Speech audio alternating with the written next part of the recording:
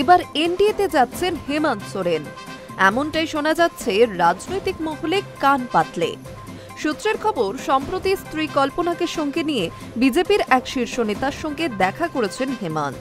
বিহার নির্বাচনে মহাগঠবন্ধনের ভরাডুবির মধ্যেই নাকি সেই সাক্ষাৎ হয়েছে। তারপর থেকে জল্পনা চলছে, হাত ছেড়ে এবার কি এনডিএতে নাম লেখাবেন ঝাড়খণ্ডের মুখ্যমন্ত্রী। বেশ কয়েকদিন থেকেই কংগ্রেসকে বিচ্ছেন শিবু সোরেন পুত্র। বিহারের বিধানসভা নির্বাচন থেকে সরে দাঁড়ায় হেমন্তের দল ঝাড়খণ্ড মুক্তি মোর্চা। তাদের অভিযোগ, কংগ্রেস এবং আরজেডির রাজনৈতিক ষড়যন্ত্রের শিকার হয়েই তারা এই সিদ্ধান্ত নিতে বাধ্য হয়েছে। তবে এর যোগ্য জবাব দেওয়া হবে বলেও তোপ দেখেছিল ঝাড়খণ্ডের কংগ্রেসের জোটসঙ্গী দলটি। প্রথমে একা লড়ার সিদ্ধান্ত নিলেও শেষ পর্যন্ত বিহারের বিধানসভা নির্বাচনে তার প্রার্থী দেয়নি জেএমএম। সূত্রের খবর, বিহার নির্বাচনে এনডিএর বিপুল সাফল্যের পরেই দিল্লিতে পাড়ি দেন হেমন্ত। রাজধানীতে গিয়ে দেখা করেন বিজেপির এক শীর্ষ নেতার সঙ্গে, তবে সেই নেতার নাম জানা যায়নি।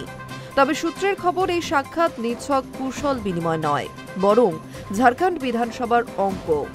জেএমএম বিজেপির আসন সংখ্যার মতো গুরুত্বপূর্ণ বিষয় নিয়ে আলোচনা হয়েছে দুপক্ষের, এবং সবটাই হচ্ছে কার্যত লোকচক্ষুর অন্তরালে। উল্লেখ্য, গত বছর লোকসভা নির্বাচনের আগেই আর্থিক তছরুপের মামলায় গ্রেফতার হন হেমন্ত। মাস 6 জেলে থাকার পর জামিন মেলে।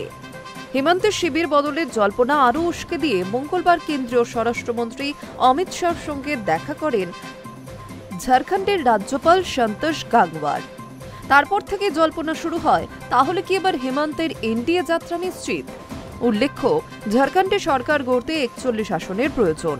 হেমন্তের দল থেকে রয়েছেন 34 বিধায়ক, তার সঙ্গে বিজেপি 21, এলজেপি 800, জেডিইউ এর একজন করে বিধায়ক যোগ হলেই 58 আসন চলে যাচ্ছে এনডিএর কাছে।